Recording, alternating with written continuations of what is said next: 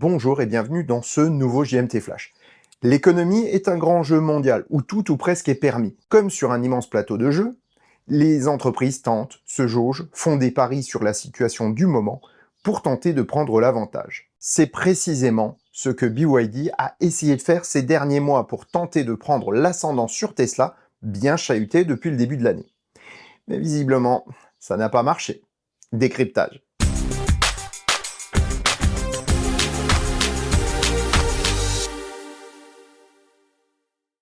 Si ça te plaît, mets un pouce et commente. Si ça te plaît beaucoup, abonne-toi, ce serait dommage de rater les prochains épisodes. Et si ça te plaît vraiment beaucoup, dis-le partout. Merci. Avant d'entrer dans le vif du sujet, je voulais juste vous dire que cette semaine, il n'y aura que 2 JMT Flash, parce que je suis en train de travailler sur une grosse vidéo que j'avais prévu de sortir vendredi, mais ma foi, elle a demandé beaucoup plus de travail que prévu. Mais franchement, il faut pas la rater. Vous verrez, ça va être génial. Voilà. Ceci étant dit, retour à nos infos.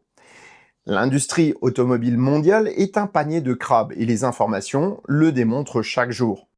Reste que la période actuelle est plus cruciale que les précédentes, car elle déterminera le paysage industriel automobile mondial pour les décennies à venir.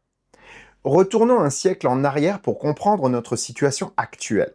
En 1925, l'automobile existait depuis environ 35 ans et avait déjà largement prouvé qu'elle pouvait concurrencer le cheval, voire le faire disparaître de nos routes à plus ou moins brève échéance. De simples lubies d'ingénieurs, la voiture a acquis ses lettres de noblesse et le grand public commençait à l'adopter, enfin du moins pour les couches sociales les plus élevées. La décennie précédente avait vu naître des centaines, voire des milliers de marques, aussi diverses que variées d'ailleurs. L'explosion de start-up, comme on ne les appelait pas alors, a permis à un nombre croissant de clients de prendre la route. Seulement voilà, lorsqu'un nouveau produit arrive sur le marché et fait ses preuves, il attire énormément d'investisseurs, et l'offre croît plus vite que la demande. Ce ne sont pas alors les plus forts ou les plus grands qui survivent, mais ceux qui parviennent à s'affirmer et à devenir une image d'avenir radieux, les plus solides d'un point de vue médiatique. Les autres sont soit rachetés, soit disparaissent sans pitié. Ainsi, rien qu'en France, Delage, Delahaye, Matisse, Talbot, Voisin et bien d'autres morts de la poussière, tandis que les marques que nous connaissons aujourd'hui ont passé la tempête. Lorsqu'on regarde la liste des marques disparues, on constate qu'une grande majorité s'est pris les pieds dans le tapis entre la Seconde Guerre mondiale et les années 1970. Et aujourd'hui, nous rencontrons exactement les mêmes conditions de marché qu'à cette époque pour le véhicule électrique. Jusqu'au début des années 50, les voitures étaient chères. Elles étaient réservées à une élite, mais de plus en plus de modèles abordables permettaient de la démocratiser, du moins pour ceux qui voulaient s'en donner les moyens. En 20 ans, tout a changé. La plupart des ménages se sont équipés.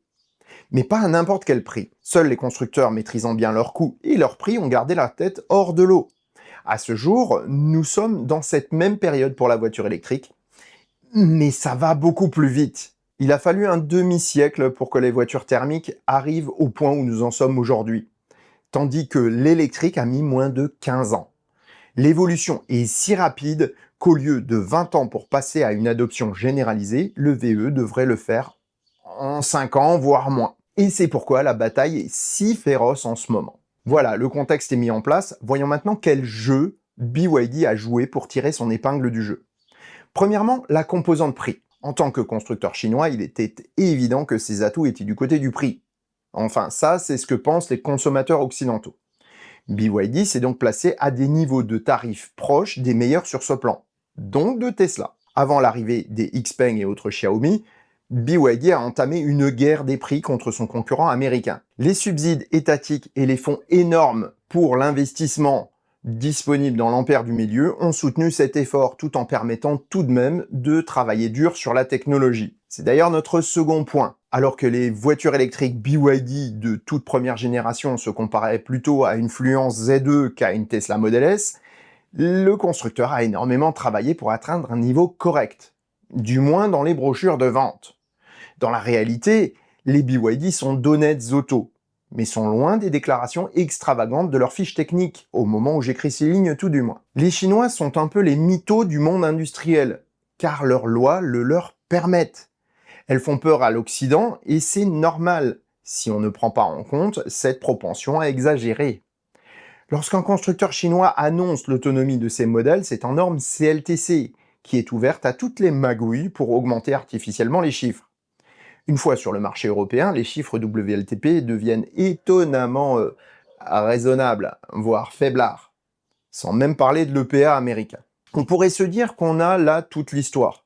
Entre le prix, l'évolution technologique et les prétentions marketing, le tableau semble cohérent pour expliquer la première place mondiale atteinte par BYD.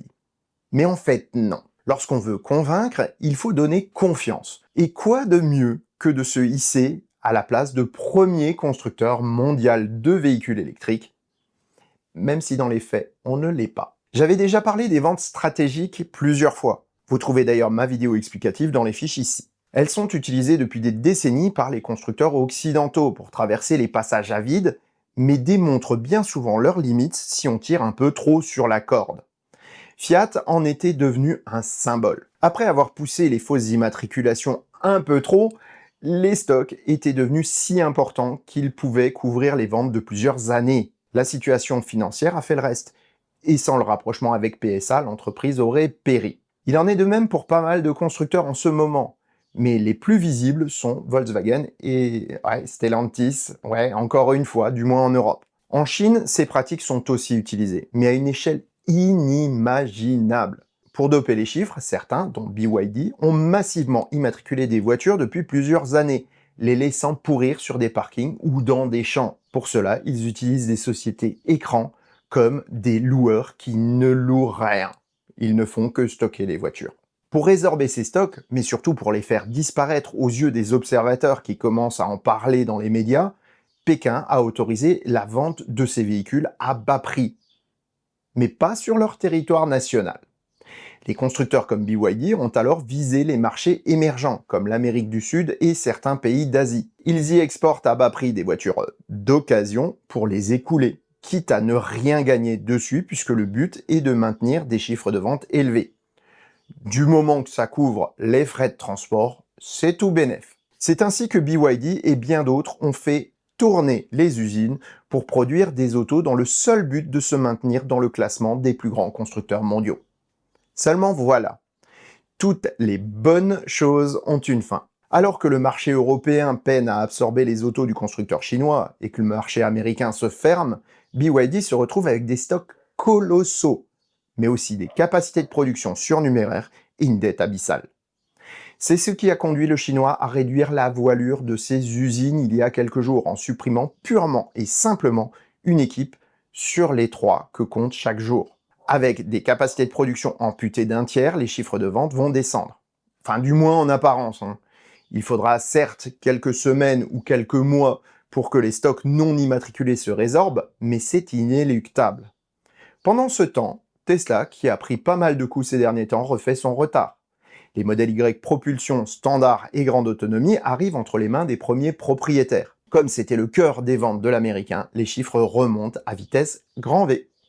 Tesla a fait du stock pour anticiper les taxes sur les imports de composants chinois, mais pas de stock stratégique, ce qui donne un net avantage à l'américain à l'instant T. Clairement, si la marque T introduit un nouveau modèle plus abordable maintenant, la donne s'inversera par rapport aux Chinois et BYD se retrouvera dans une situation plutôt inconfortable. En conclusion, BYD a utilisé tous les leviers pour arriver à ses fins, pensant que la notoriété de premier constructeur mondial en VE lui donnerait des ailes. Mais un oiseau, aussi grand qu'il soit, ne peut rester en l'air avec des boulets de plomb attachés à ses pattes. Et sur ces bonnes paroles, je vous souhaite bonne route et vous dis à bientôt pour un prochain épisode du Choucroute Garage. Portez-vous bien. Ciao.